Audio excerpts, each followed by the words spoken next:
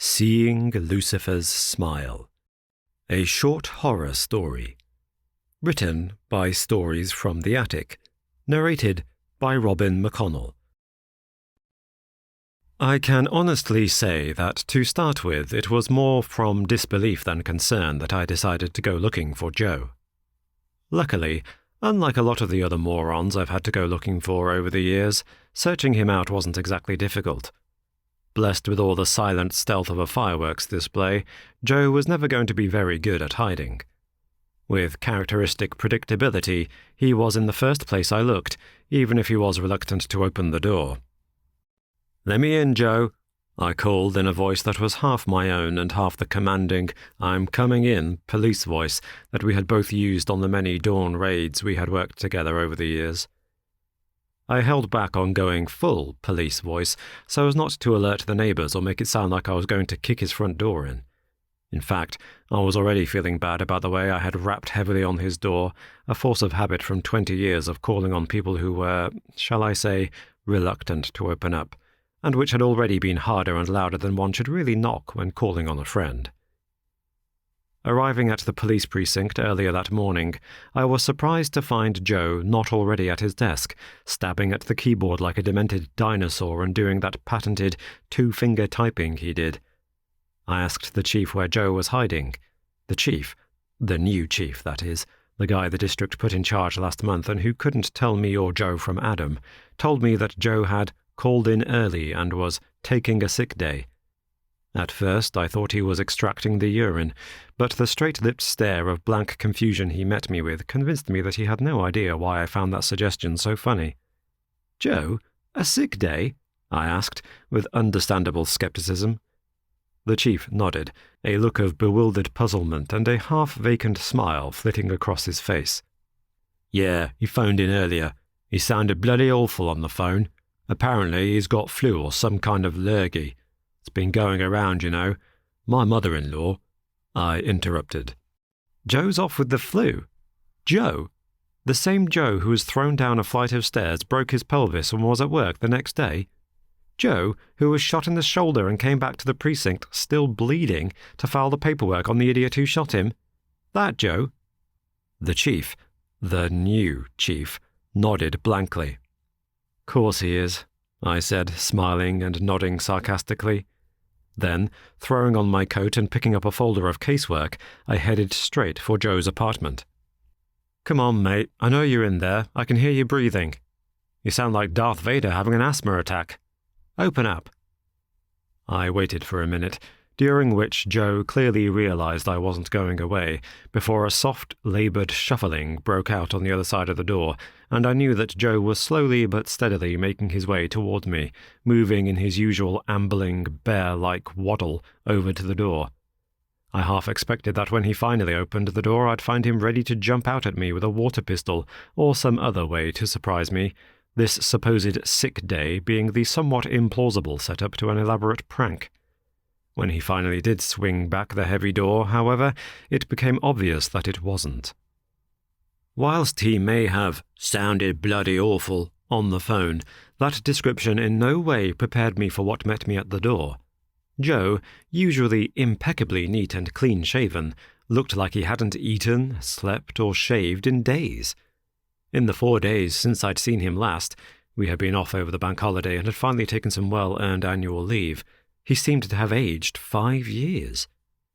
He was standing there, sallow and dirty looking in his boxer shorts, a stained white vest straining to cover his massive beer belly, the blanket he had thrown over his shoulders stretching almost to the ground as he hugged it tightly to himself.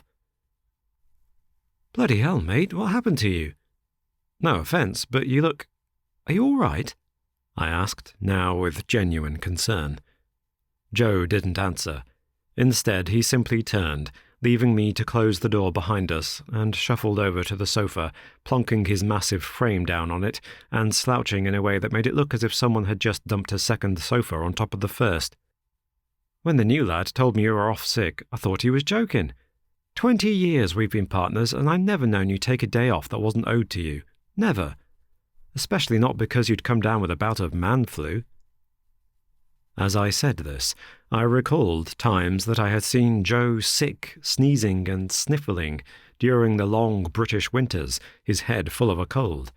I remembered watching him drink a full bottle of cough syrup, pop 3 or 4 other miscellaneous tablets, and wash them down with a glass of whiskey before retiring to bed with an electric blanket to sweat it out.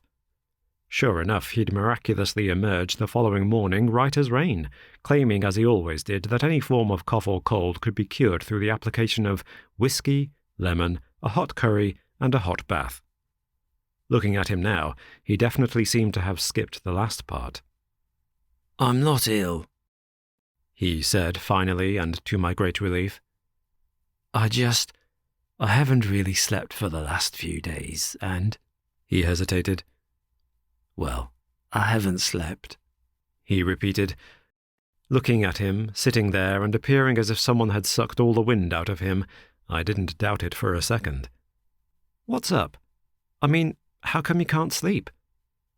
Joe looked nervously from me to the television screen opposite, gesturing toward it furtively with his eyes as if it were another person he was scared might overhear us talking.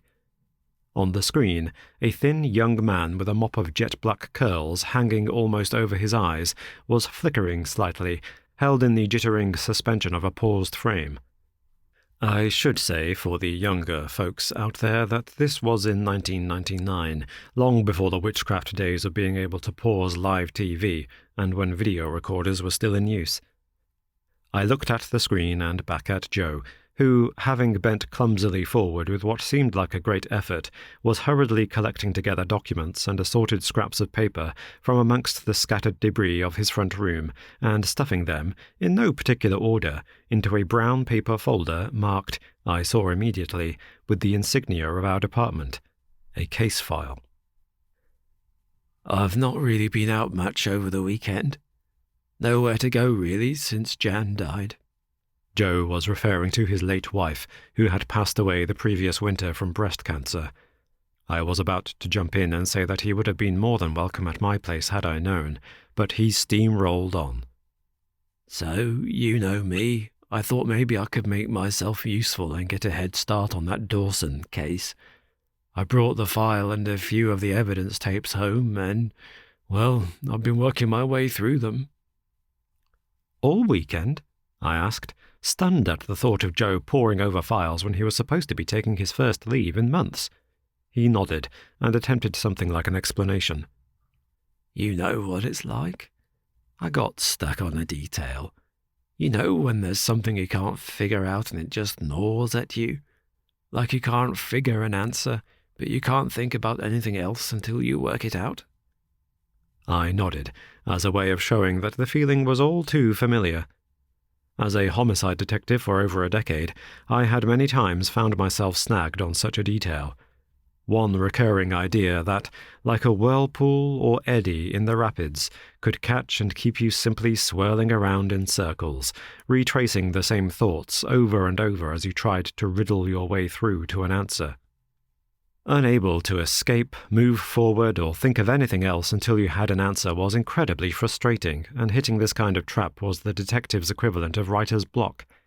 It could bring about a sort of paralysis of thought until something came along to snap you out of it, or you found a solution. Looking at Joe, however, someone who I knew had been through these periods before and with whom I had even shared a few, I knew that there was more to it than that. "What else?" I asked bluntly. "This isn't just a sticky point on a case," I declared, waving my arm at him to indicate his appearance and altered demeanour. "No," he said, his head bowed. "It isn't just that. He snorted air through his nostrils before seeming to dive into his explanation. "Listen, I don't like admitting this, and I wouldn't to anyone but you, but, Jesus, Mal, it scared the hell out of me." I glanced down at the file and back at the television screen. "Okay," I said decisively. "Let's do this." Joe attempted to smile, but it didn't last long. For the next 20 minutes, Joe again and again repeated his warnings, cautioning me against getting involved and repeating that perhaps it would be better if he took this case alone, that with the benefit of hindsight it might be better for me not to get involved. "For Christ's sake, Joe, we're partners. My name's on the bloody file," I said, holding up the folder and pointing out where our two names had already been neatly printed as the case was assigned to us, both of us, together. "If you'd have just waited until Monday like any normal human being, then I'd have been there when we went through the file. I'd have been just as hip-deep in this as you are, so spare me the concern. We don't get to choose which cases we work on. Now, are you going to press play or not?" Once more, he protested, and only when I threatened to wrestle the remote control from his grip did he finally relent, press play, and visibly cringe as Sam Dawson, the boy with hanging curls, came suddenly unfastened and began at length to speak. Dawson, I read in the file, was 21 years old. He and his friend Michael Yates were found dead in an upstairs flat in the city centre. Whilst the coroner had initially been tempted to record a verdict of death by misadventure, he had been swayed by the contents of the video currently playing on Joe's VCR to refer the matter to homicide. He had also, according to Joe, been persuaded by the contents of the video to take early retirement, citing a sudden bout of ill health. I took this to be either an exaggeration or a coincidence, until I saw the tape. The clip began with Dawson looking directly into the camera. He was sitting at a large oak writing desk and before a bookshelf containing volumes with strange titles. He began in a grandiose manner and with an exaggerated sense of circumstance by welcoming the viewer as if he were presenting some kind of television program and was acting as the host. "Welcome, everyone, to what will, undoubtedly, be a fascinating journey into the occult, the paranormal, and the unknown.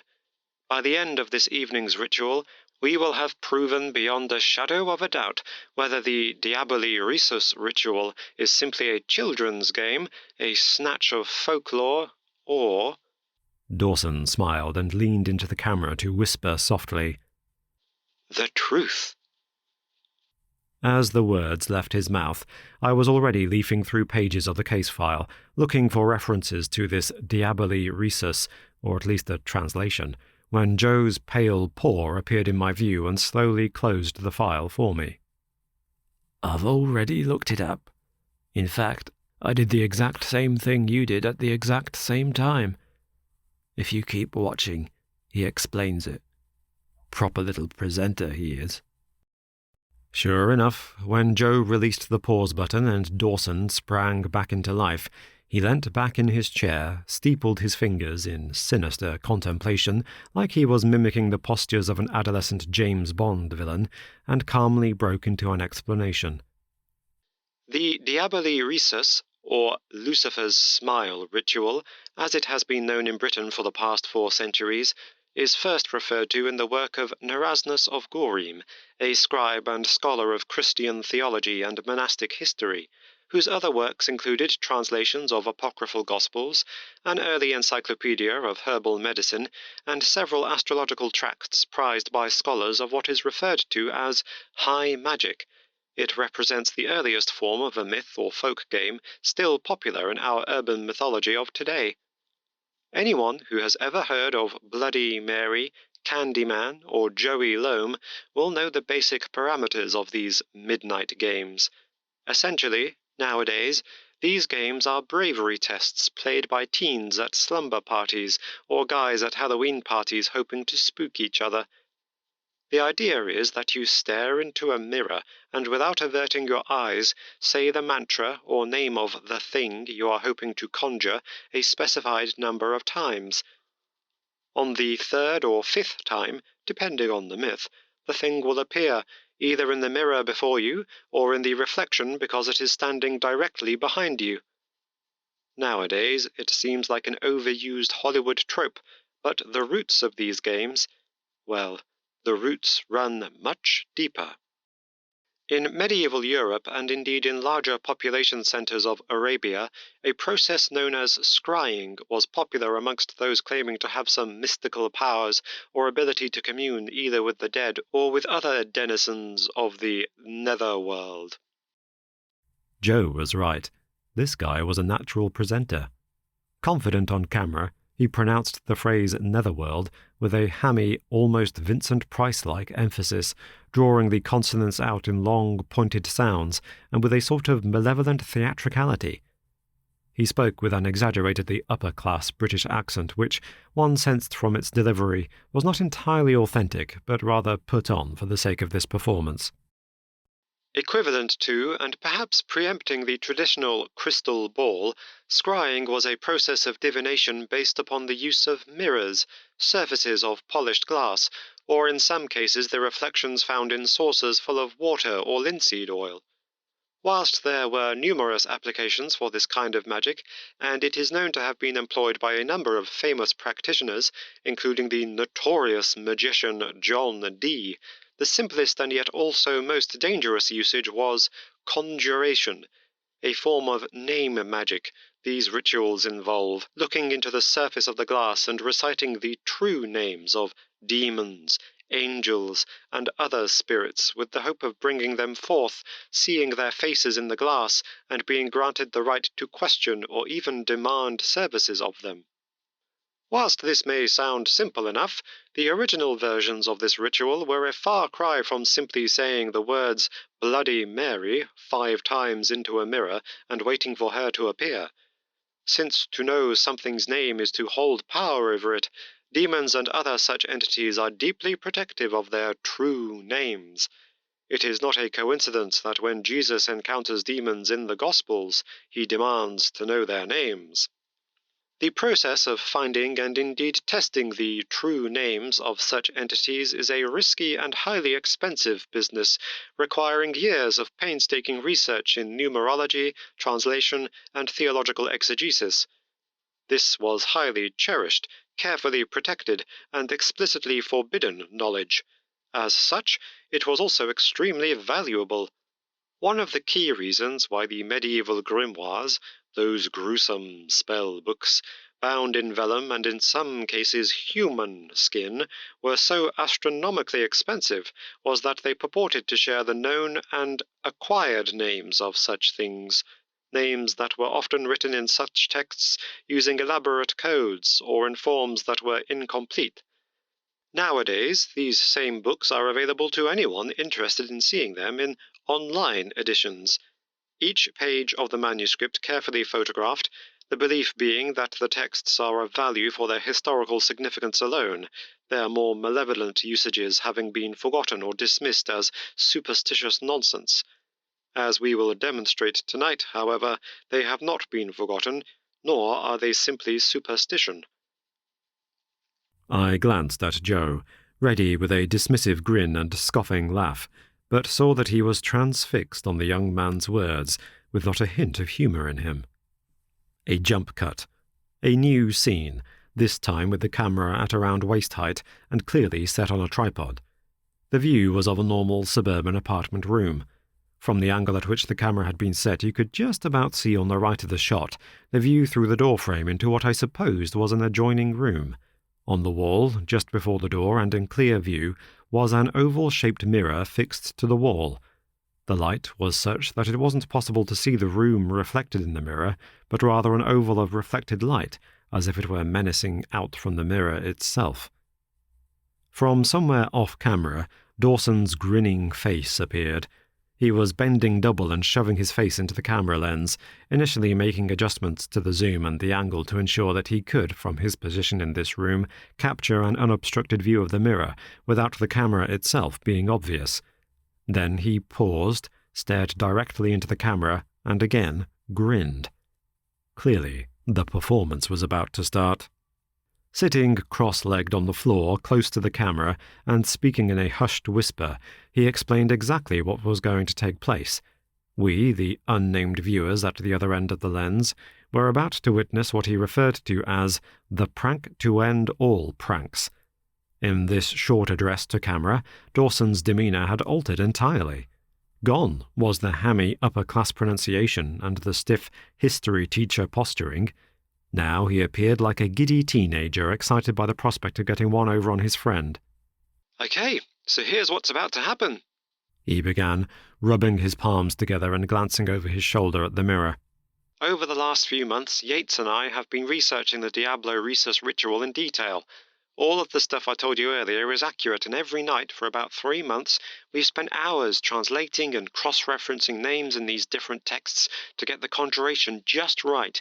But this, my loyal viewers, is not going to be just any conjuration. No, we're not aiming at some low-level denizen of the pit. We're going for the head honcho, Lucifer himself. I glanced back at Joe, who had visibly tightened the blanket around him like a child watching a movie that was about to approach the scary part, and as if the woolen fabric were going to shield him from any prospect of harm. John Dee was said to have raised Lucifer. So too were later and more well-known magicians. What none of them had the guts to do, however, was to look the Prince of Darkness directly in the face. That is what we intend to do tonight. As legend has it, Lucifer was a beautiful angel before he was cast out of heaven. Early artistic impressions of him show him to be a handsome young man, with none of the hideous horror movie features that we expect today. But that was then. This is now. Over centuries, Lucifer's rage, spite, and the pain caused by eternal distance from God has warped his visage, turning him into something more animal than human, and then, beyond even those known images. Throughout the history of his depiction in art, as in reality, Lucifer's image has become more and more warped, from a dark-eyed he-goat to a red-skinned demon with a forked tail, from an amalgam of different animal parts right through to the written description in the grimoires themselves, descriptions that speak of a human torso, unblemished, seemingly perfect, on top of which sits a tangled mass of back-curved goat's horns, sloping downward into row upon row of glaring eyes, like the dozen gemstone lenses of a spider. A thing of blackness and spiky hair that smiles with fangs of terrible sharpness. In every version depicted by human hand, Lucifer's face seems to become more terrifying and terrible. The truth, so the later texts tell us, is far worse. Now, millennia since he was cast from glory, since he began reveling in the suffering of humanity, Lucifer's face is a thing so dark and hideously malformed that the human mind simply cannot comprehend it. In the same way that God in the Torah, Bible, and other religious texts is said to be unseeable, taking on forms like a burning bush to protect those who see him, because the act of looking upon his true form would explode the mind, so too has Lucifer, king of hell, taken on a visage so distorting that the consciousness would shatter like fragments of glass upon viewing it. It is for this reason that most of the later magical texts insist that the adept keep his or her gaze fixed upon the devil's feet. The greater Oratiakon of Solomon advises the conjurer to keep your eyes, windows of the soul, fastened upon the hooves, address in the bow of reverence the prince, lest you catch a glimpse and your thoughts collapse. We intend not to bow, but to look him right in the eye, to see his smile and to live to tell the tale. Or at least, that's the story I've told Yates. Grinning broadly, Dawson held up to the camera a bottle of what he proclaimed to be sacrificial wine. What Yates doesn't know is that there are 2 tabs of LSD attached to the inside neck of the bottle.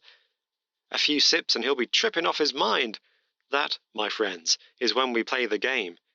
Yates is going to be so high he'll see Elvis, never mind Satan. As soon as his pupils begin to dilate, I'll announce that it's time, have him stand before the mirror, read the Our Father backward, and say the forbidden names. Of course, in reality, this is all fairy stories and nonsense. But thing is, he believes it. Given enough hallucinogen and enough belief, he will, 100% guaranteed, see Lucifer's face in the glass. What he won't know is that the image has been pharmacologically produced. He will also feel his entire world melting and warping around him. Yates has never so much as smoked a joint before, so he's going to have no clue what's happening to him. It's going to be freaking hilarious. For a moment I considered whether it was possible that Dawson gave Yates too much, that his admission of giving a drug to Yates before his death was what led the coroner to consider a verdict of murder rather than misadventure. Perhaps it was the illicit introduction of these drugs that made him suspect homicide. I was swayed against this view, however, by my knowledge of hallucinogenic drugs. Most drugs of this type had very low LD50 scores.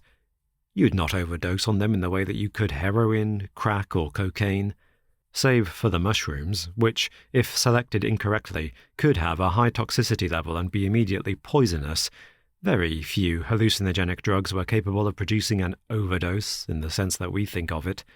They could, no doubt, affect the mind, but whilst the scare stories in the media depicted people trying to peel themselves, thinking they were a banana, jumping from windows because they thought they could fly, or roasting their newborn child because they were convinced they were cooking a turkey, such cases were actually extremely rare to non-existent.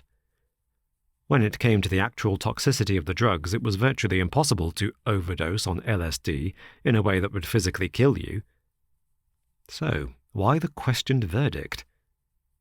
I was about to find out. After around an hour, much of which Joe forwarded through, assuring me that I wasn't missing anything other than the fact that Yates arrived and the two exchanged a good deal of idle chatter about demons and esoteric literature. When Joe finally allowed the tape to resume, at a point he had clearly marked in his head, I heard Dawson offering Yates the wine. Whatever was about to happen was happening. 10 minutes later, Dawson appeared in the doorway before the mirror, clutching Yates by the forearms and leading him to stand directly before the mirror. Suddenly, a hush falls over the apartment, and for a second both men are silent, staring at their own reflections, and it seems that, for just a moment, even Dawson is hesitant. Then, either because he has gathered the courage to go through with his plan, or because he has observed some change in Yates's eyes or face that convinced him the time had come, Dawson steps back, announcing that, "You need to do this by yourself." Moving out of the room and back to where the camera is hidden, Dawson passes into shot, stares into the lens, and winks. Stepping out of frame, he presumably watches on as, still in shot, Yates stands with his back to the camera, looking directly into the mirror. For a long time there is a silence, as Yates does not move, but instead simply stares into the reflective glass. Dawson does not rush or prompt his partner, but just waits. For a long time, Yates stands, perfectly still, presumably examining his own face and the reflection staring back at him, looking into his own eyes and weighing up the possible consequences of what he is about to do. Several times, we see his shoulders rise as he takes a deep, slow inhalation, presumably trying to steady his nerves and work up the courage to go through with it, considering, perhaps, that what had sounded so simple in discussion, or when read from the page, now seemed suddenly horribly real. If it worked, he seemed to be saying to himself, if it worked, then he would see what no human being had ever seen and lived to tell the tale of. What, he must have wondered, if the stories were true? If rather than staring directly into the face, he should show reverence, stare instead at the cloven-hooved or taloned feet of the fiend? All of these thoughts may have raced through Yates's head, but they did not dissuade him. Steeling himself a final time, adjusting his feet to stand squarely before the mirror and tilting his head back in a way that made his chin jut forward with an imperious gesture of determined impertinence, Yates said the word. Once, twice, and with a final, croaking, strangulated effort, a third and final time. For a second, nothing happened. Yates stood, statue-like and with mannequin stillness, staring into and through the mirror, of which only the oval frame and a small sliver of the surface was visible to the camera. Nevertheless, there was a change.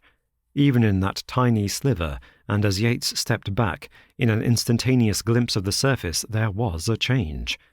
No longer was it reflecting the light from the other room, nor Yates's face, though it was indistinct and seen for only a fraction of a second before Yates's head again obscured the view.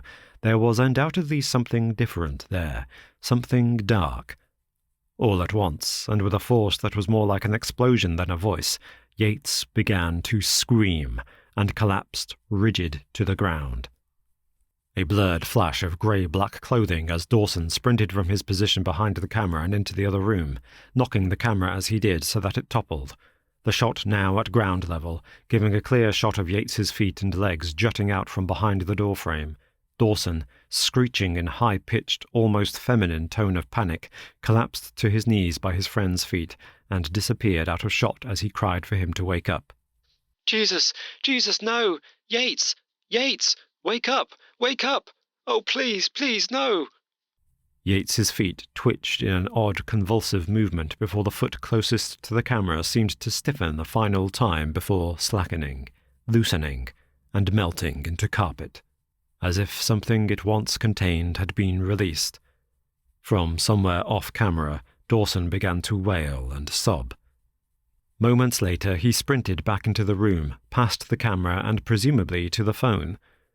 From somewhere off-camera, his voice, panicked and splintered into nonsensical stuttering, begged for the emergency services to send an ambulance, insisting that they, "Hurry! Please! Please, God, hurry!" It is as this last syllable leaves Dawson's lips, as the sound begins to trail off and fade, that it melts, merges, and bleeds into another sound, the sound of Scott's name being called from the other room. The voice, if that is even the correct word for it, is a low, spittle, dripping hiss that curdles and slithers like nothing I have ever heard before or since. For the only time in my life, a sound, heard not even in person, but on a recording, made me want to retch, clamping at my stomach and forcing it to churn with a hideous swill of reflexive nausea.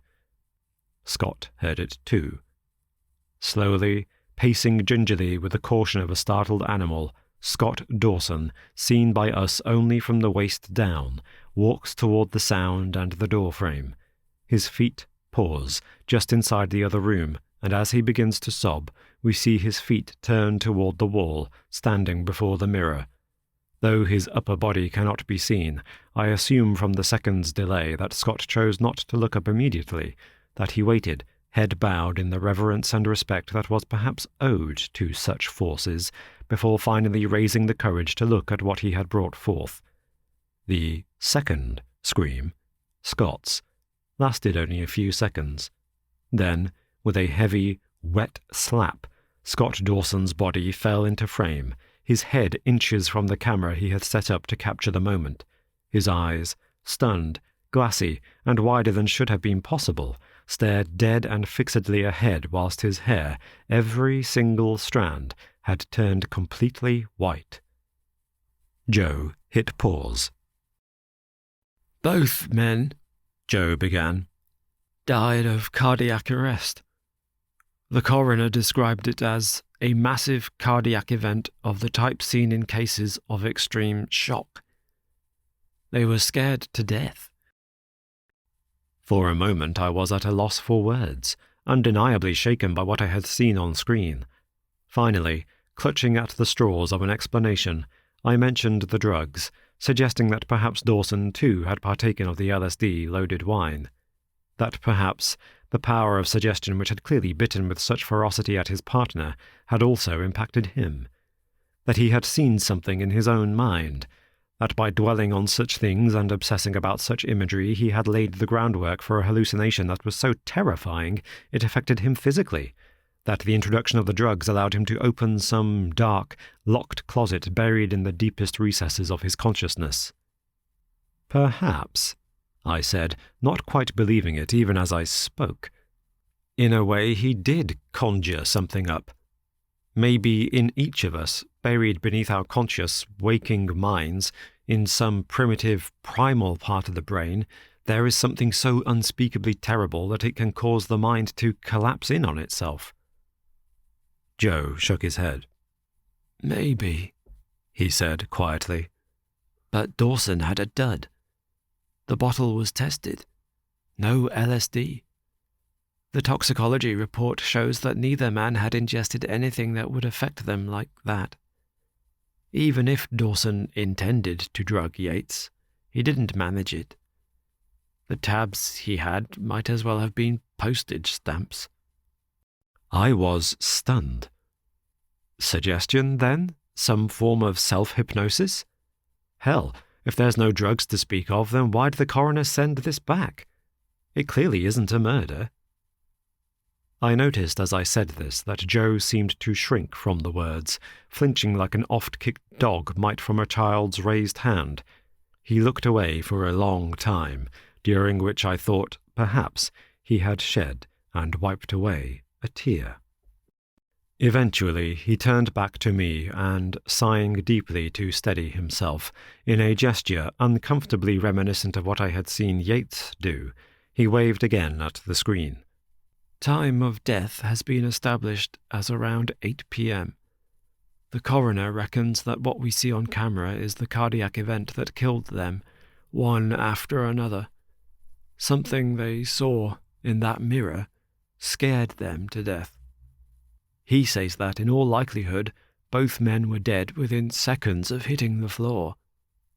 So? I replied. If they died of heart attack, then it still doesn't...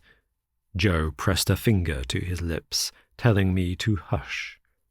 Pressing play, he fast-forwarded for 2 minutes. When he pressed play again, Dawson, glassy-eyed and staring like something in the fishmonger's window, hadn't moved.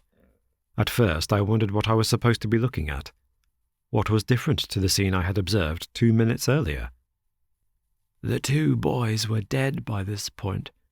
Both expired from cardiac arrest brought on by shock or fear. Joe repeated. Okay, I said, still failing to see the relevance. Joe again gestured toward the screen. The image was unchanged. Still Dawson's face, still his glassy, staring eyes and bright white hair, but there was a change. Now there was a sound. If both boys are dead, and there is no one else there, then who is that, laughing? Joe whispered quietly as the peals of hideous delight rang out from the screen. I grabbed the remote from his hand and turned the video off. In 2018, a journalist interested in this case, a case that was closed and concluded to be death by misadventure decades ago, contacted me to ask about the tape. He said he had heard the urban legend about this tape and had also heard that I was involved. He explained that with modern technology and video enhancement techniques, he could clear up the image, focus on a particular section, and zoom in. "If he could," he said, "zoom the shot to show the inside of that door frame, to see the mirror seconds before Yates looked into it. We could," he said, not knowing what he asked. "See what he saw. See clearly the face he saw in the mirror. Don't you want to know, after all this time, what it was that scared those boys to death?" I told that man, a fool if ever there was one born, that I destroyed that tape years ago, and that, no, I didn't want to know, though I suspect, in fact, that I already do. This has been Seeing Lucifer's Smile, a short horror story, written by Stories from the Attic, narrated by Robin McConnell, copyright 2023 by Michael Vandervoort, production copyright by Michael Vandervoort.